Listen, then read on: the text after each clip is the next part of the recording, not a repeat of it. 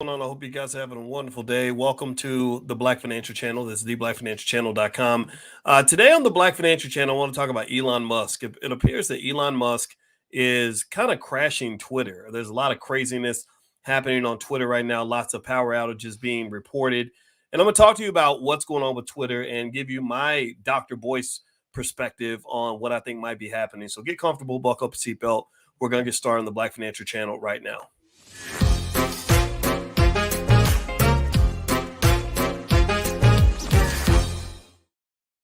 Welcome to the Black Financial Channel. This is theblackfinancialchannel.com. My name is Dr. Boyce Watkins. I am your friendly neighborhood finance professor. On the Black Financial Channel, we talk about Black wealth and Black economics every single day, sometimes as much as 10 times a day under the B1 condition. B1 means we are Black first. Black first means we put our community at the top of our priority list. B1 also means that we educate our kids. B1 means that we invest for our families. So if you are an investor, if you're preparing for the future, then put a B1 in the chat.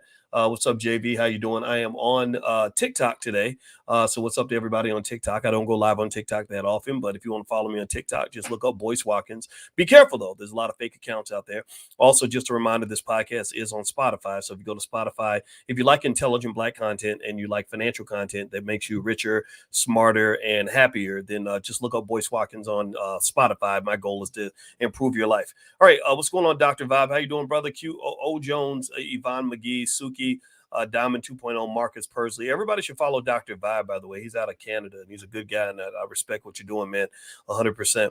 All right, so right now, Elon Musk at Twitter is doing some really interesting stuff. I was looking up some things on Elon Musk, and it turns out that he's acting a damn fool on Twitter. There have been a lot of Twitter outages reported. Let me know if you've seen any outages on Twitter lately.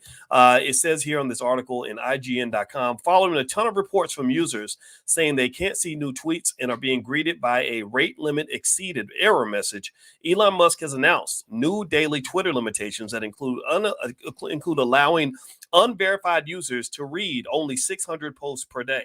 So that means that if you are not verified, if you didn't pay Elon Musk that $8 or $10 or whatever the number is, that you can only read a certain number of tweets per day. It says here that you can only read 600 posts per day. First off, does anybody read more than 600 Twitter posts a day? How many of y'all read more than 600 Twitter? Yes or no? Does anybody? I don't read that. 600 is a lot. That's a lot of reading. So I think that what's happening here, I'm going to speculate and say that I think that what he's doing is he's fighting against those people that are using Twitter for data. A lot of these large language learning models, this AI, is dependent upon gathering organic conversations throughout the internet. So people that run big platforms like Twitter and Reddit are starting to charge money for a use of their data. They don't want you scraping Twitter and just grabbing a bunch of conversations and then putting it into your large language model so you can sell some sort of chat GPT app or an AI app, right? So I think that that's what's going on. I think there's kind of a battle over the data, and Musk is trying to make them pay more money, just like the Reddit. Well, the people that run Reddit were trying to charge more money, and people got mad, but they were like, we have to charge money because people are taking our data for free, and then they're reselling it. So, now I'll say this too. But in some of these platforms really are kind of getting over, like TikTok. If you look up, I forgot what site it was I looked up, but on TikTok, don't try to monetize your channel on TikTok. TikTok will rob you. They'll give you a bunch of views. Maybe if you're lucky, you'll go viral. But they claim to have this creators fund that pays money or whatever, but they don't make the numbers public. And the reason they don't make the numbers public is because somebody said that if you get 1 million views on a TikTok video, you might make $50. Well, I'll tell you what, if I get 1 million views on a video, I expect a whole lot more than $50. Whereas on a YouTube channel, you can make at least a couple $1,000s, maybe more on a viral video that goes up like that. So in terms of monetization, I would really think carefully about that. But anyway, moving back to Twitter, I'm going to read more of this article. Hit the thumbs up button, thumbs up, share, subscribe if you haven't done it yet. Here's what Musk says on his tweet. And I'll actually, wait, hold on, guys. I think I lost my screen here. I hit a button and then I lost what I was clicking on. Yeah, my whole screen went black for a minute. Sorry about that. If you're listening on Spotify, just forgive the chaos. But yeah, so one of the other things about this article that you can see if you're watching my screen, if you're not, I'll just describe it to you. Here's a tweet from Musk. And so in this tweet, Musk is basically saying to address extreme levels of data scraping. See, I told you it's about data and system manipulation. We've applied the following temporary limits. Verified accounts are limited to 6,000 reading 6,000 posts per day. So if you're verified, you can read 6,000 posts per day. Unverified accounts are limited to reading 600 posts per day, and new unverified accounts can only read 300 posts per day. If you are a verified Twitter Blue account, however, you will read 6,000 posts a day. Musk gave no further clarification or timetable, but this change has already caused thousands of people to report outages as they are not able to see new tweets and are getting the previously mentioned rate limit exceeded message. According to downdetector.com, there have been over 1,000 reports of Twitter outages since 4 a.m. Pacific time or 8 or 7 a.m. Eastern this morning, July 1st, and the number has continued to be well over 1,000. Okay, so basically, it looks like Musk is working with Twitter. I wonder if he can handle the job. I think that the acquisition of Twitter was not, in my opinion, the best business move he could have made, but I don't think he bought it for business reasons. I think he bought Twitter for political reasons. I think Musk comes off to me as the kind of guy who will sacrifice a few $1 billion to make his point politically. And what's wrong with that? I mean, whatever your politics are, I mean, if you've got $100 billion, why not give 20 billion for something you believe in? You know, everybody thinks you have to make as much money as possible. I don't believe that. So don't ever call me a capitalist, because I'm not a capitalist. One of the things about capitalism is it teaches you to be very money hungry, and I'm not a big fan of that at all. Do me a favor, hit the thumbs up button, thumbs up, share, subscribe. Also, I want to let everybody know, if you like, some of you are asking me for stock selections and things like that each week. I have a list of AI stocks I can send you, as well as I can send you a stock tip every week of stocks that I'm buying. Just get on our text list. Just text the word stock to 31996. If you text the word stock to 31996, you'll be on the list. And also, just a reminder, I'm going to be speaking in Seattle July 8th. So if you live near the area or you want to fly in, and we're going to do a 4-day deep dive training on my new book. It's called The 10 Commandments of Black Economic Power. So the book 10 Commandments of Black Economic Power is on Amazon. Now, let's see. Let's see. Feel free to ask me a question if you have one. Let's see. Power Sex says haters hate on Boyce for views. Regardless of the reaction, they react quickly because dude is an X of what beta weak males wish they could be. An example. Oh, wow. Well, thank you. I think that's a compliment. Okay. I wasn't sure if that was a compliment or insult, but it looks like it was a compliment. And yeah. If you're really winning, you're not really worried about what people say. And then also, you know, what Steve Harvey always says, and I think he's right about this. He says, you'll never be hated on by somebody who's doing better than you. You know, people doing better than you are winning. They're not, you know, but people that maybe attack are people that are trying to get whatever you have, right? So it's okay. It's okay. And it's okay for people to question my ideas or challenge me. And I've told every one of them, anytime I've ever talked about anybody, I've always said that I'd love to debate them publicly if they'd like, or I'll go on their platform if they want to talk to me. I'm not scared of them. So it's, you know, it's all love on this end. All right. So somebody says, what's going on with Cash App? I haven't seen anything wrong. Has anybody seen anything going on with Cash App? I haven't seen anything going on with Cash App. And so anyway, another thing too, don't forget that as of Monday, you're gonna start jumping back into the stock market. I'm looking at some headlines here. I see Tesla reported 466,100. Wait, 46,140. 466,140 deliveries for the second quarter, and production of 479,700 vehicles.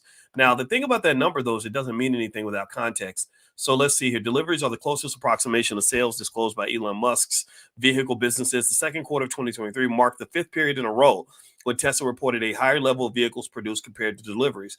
This is a big deal for people that have invested in Tesla.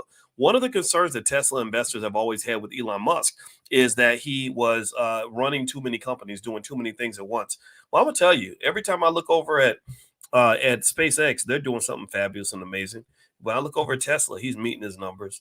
Twitter is a little janky at times. It's not what it used to be, and it's probably going to lose some momentum because Musk has revealed a political leaning. And I'm going to tell you what, I'm going to go ahead and say, and this is actually related to like Bud Light. Bud Light and Anheuser-Busch have lost billions because they chose to get the guy who's trans, right? They got the trans person to market their beer, Dylan Mulvaney. Did anybody else see that? Give me a yes if you saw that. And if you look at Anheuser-Busch stock, it's just been straight up in the toilet. Anheuser-Busch stock has literally just been absolute garbage. It's been dropping ever since they did that ad.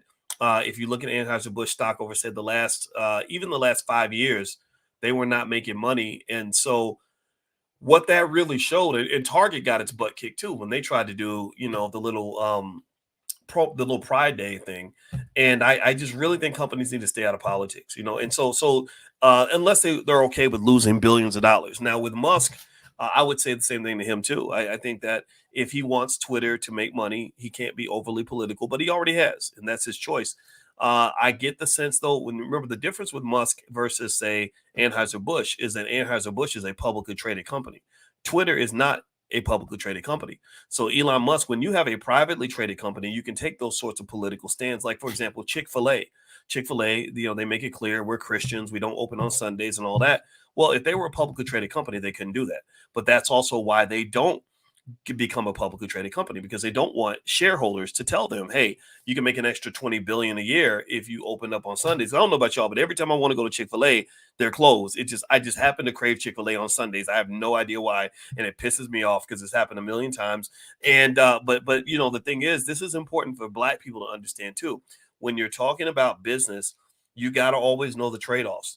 All money is not good money. So if you have core beliefs, if you have something that you just want to stick by and you don't want to fold on anything on that particular area, then think about who you're getting your money from.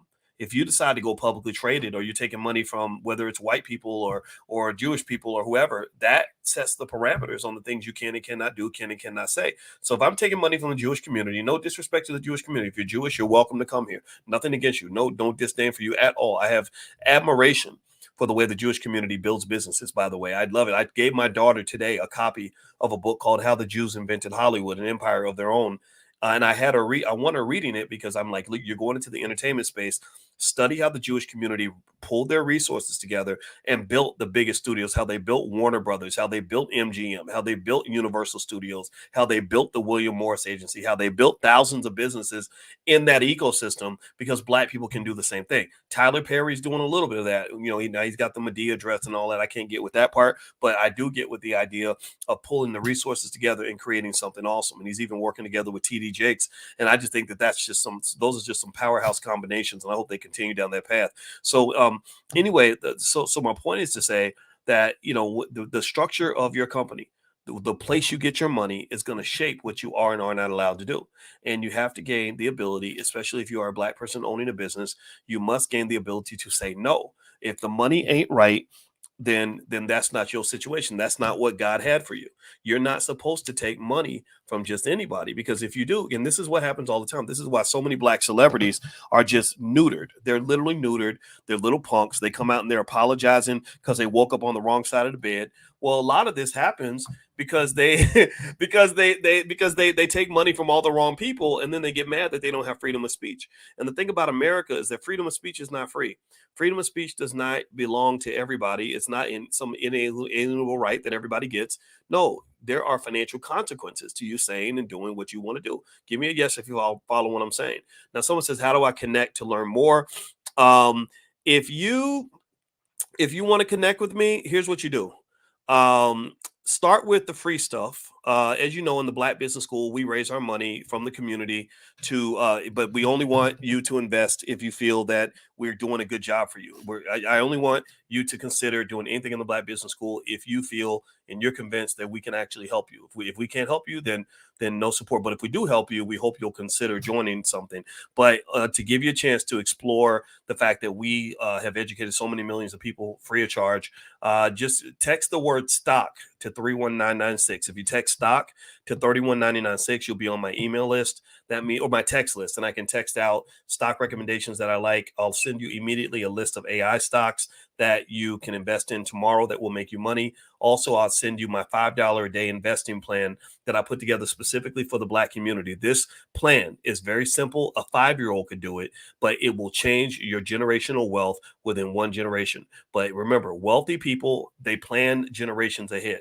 You got to learn how to get that wealth vision. This is why we have financial therapists in the Black Business School, because if we don't change the mindset, you won't change the money. If the mind ain't right, the money ain't right. Shout out to Ash Cash, my buddy over at Earn Your Leisure.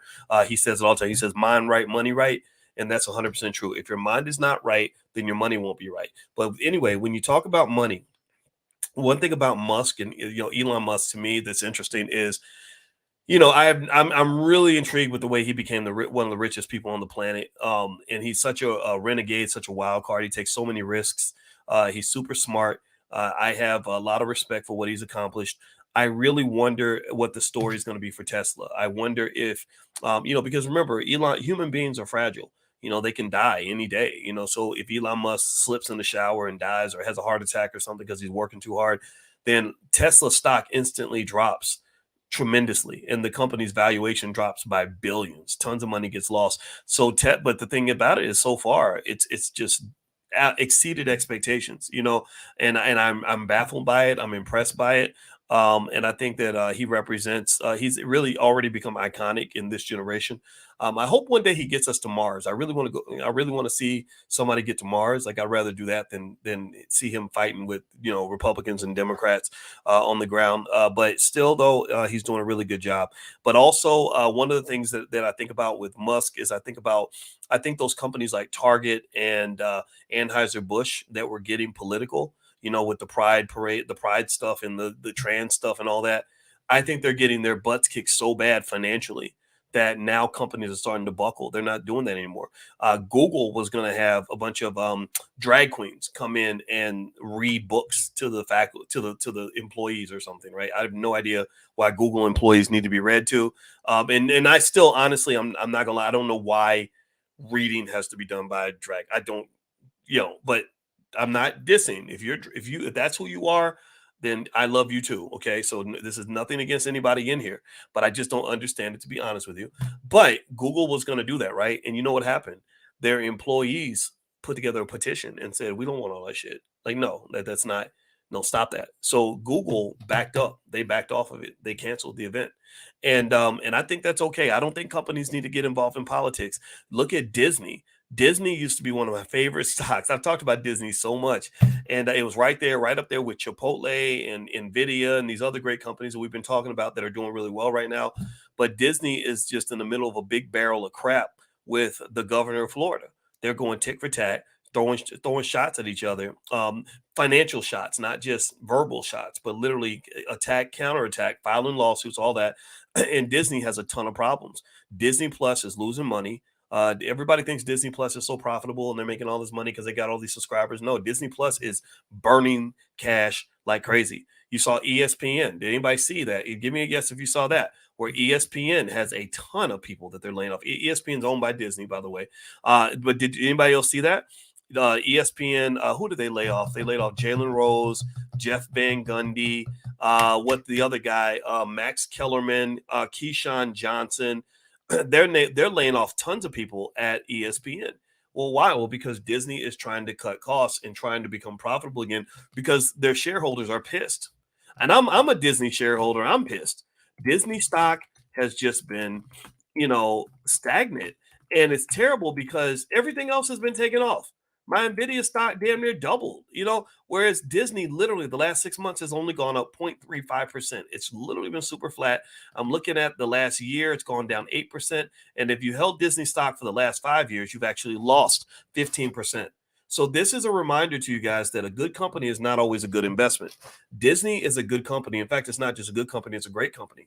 Disney makes money hand over fist. Disney has its hand in a million different pots.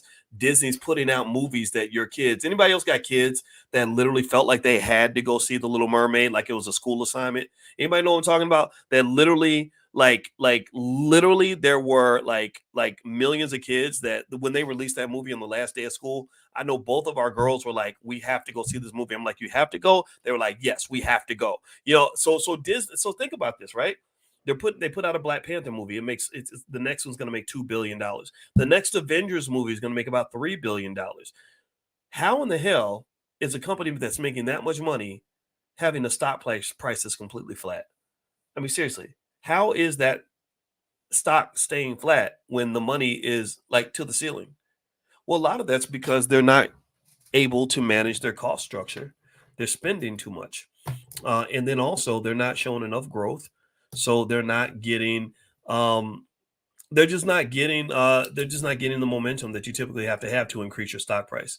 Based on stock price valuations and how stock prices are calculated, Disney is falling significantly short. There's no reason why you should be a heavy investor in Disney.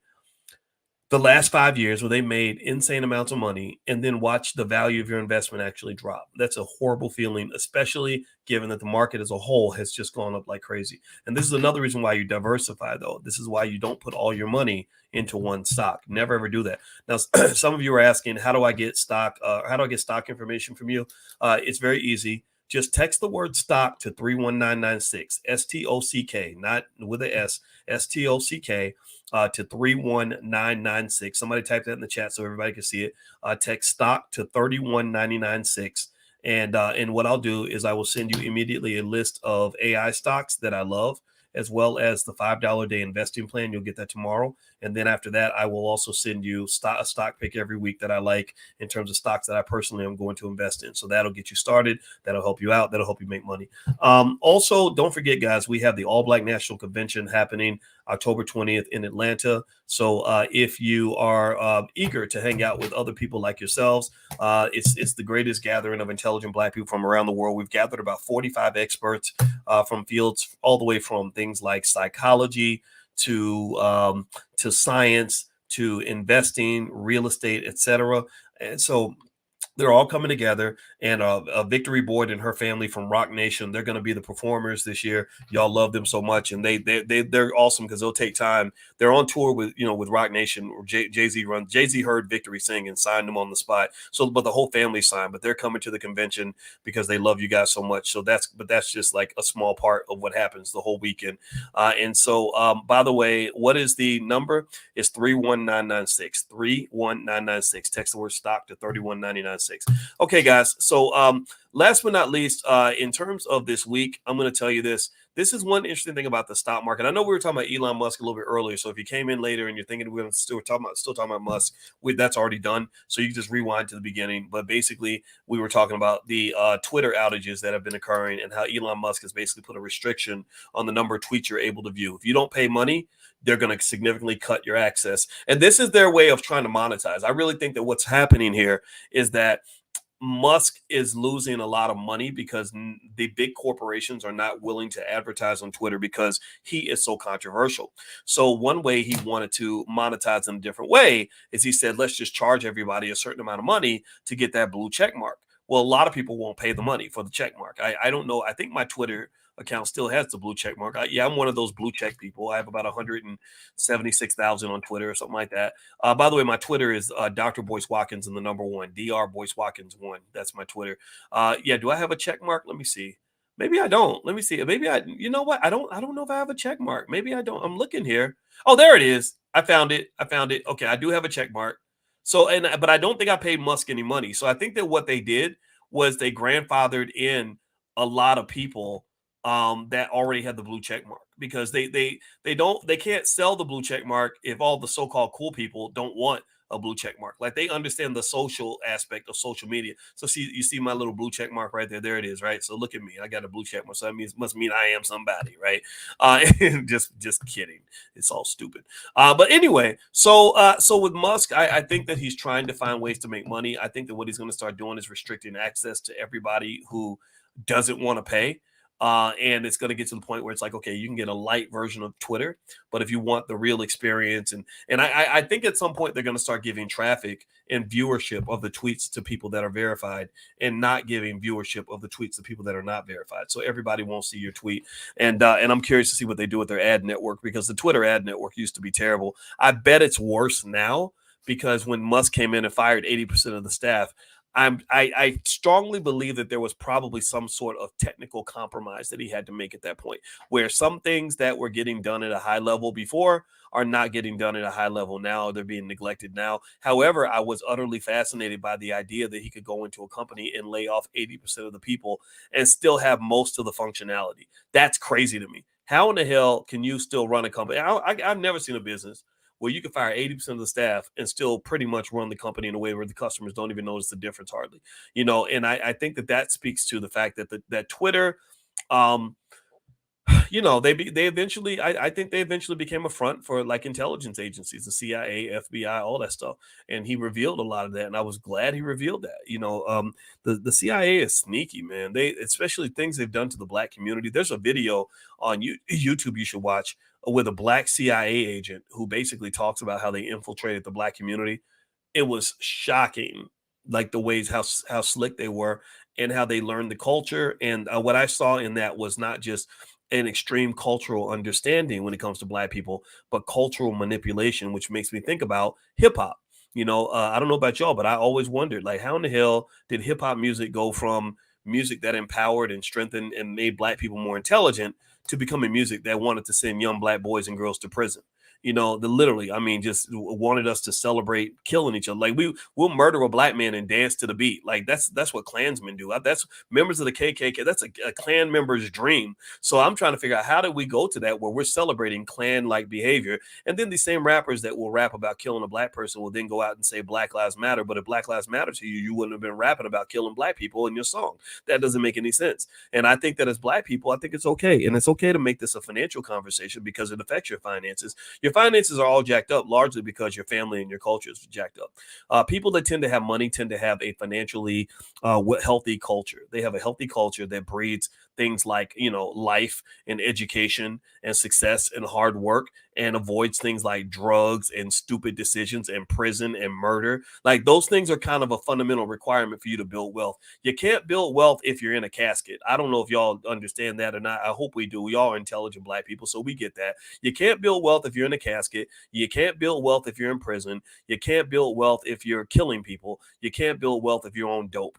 Right. So when you have a culture in music that is promoting drug addiction, murder, mass incarceration, and then the fundamental disrespect of your women who literally give life to the community, like Lord Jesus, without the mothers giving birth to the babies, none of us would be even, we wouldn't even be having this conversation if somebody hadn't given birth to us. So we just got, I think we have to think about the bigger picture of these things, right? I think that you have to, before you get to the conversation about what to do with your money and what stock to invest in, you got to handle the basics.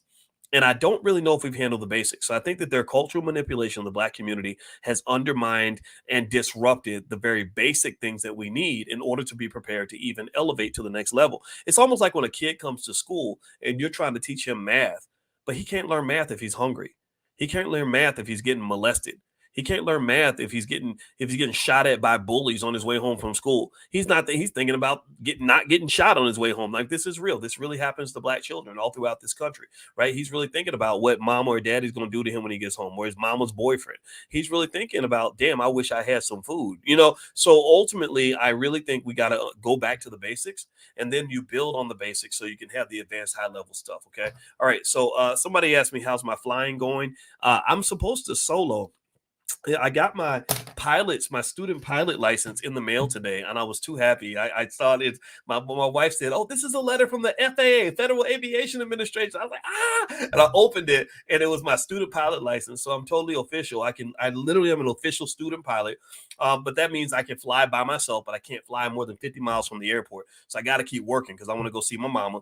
And I've been trying to do my solo, but I couldn't do my solo because of the Canadian wildfires. They sent so much smoke down to Chicago, you couldn't go outside. So we would go up in the air and we couldn't see far enough. So you have to have a certain amount of visibility before you can fly. But I'm telling you, like, if you've ever thought about getting a pilot's license, I say do it. It is so much fun. You just got to jump in. Now, one thing is, it does cost a lot, though. Like, those planes are expensive to rent and all that stuff. And maybe at some point, like, I'll do a Q&A and we can talk about all that stuff. But thank you for asking. And yes, I'm very excited and I'm very, very proud of it. And I'm going to keep on going. And I want to be a good pilot. I want to be safe. My wife wants me to be safe, and she's scared to death that I'm doing it. But I was like, baby, I'm doing this. This is going to happen, period. So thank you for asking. All right. So anyway, guys, that's pretty much it. Don't forget, my new book is called The 10 Commandments of Black Economic Power. You can get a copy on Amazon, or you can go to boycewatkins.com. Also, text the word stock to 31996. I will send you that list of AI stocks right now. And then also I will send you that list of the $5 a day investing plan. I will just kind of give you step-by-step pieces that will help you become a better investor. And I'll also let you know about what we have going on in the Black Business School. We have 159,000 students. We are killing it. We have built an HBCU for the future because we have found a way to educate Black people at a higher level than before for a cost that is very, very minimal. And so to some extent, we've helped with the evolution of what education should look like. And also, more importantly, we're educating the kids. So in fact, just go to boycewatkins.com. There's plenty of children's educational material there as well. So have a good night, everybody. God bless you. Thank you so much for listening. I will see you guys real soon. And please hit that thumbs up button on your way out. And don't forget, you can look for my name on Spotify, and you can find the podcast there too. Talk to you guys soon. Take care now. Peace.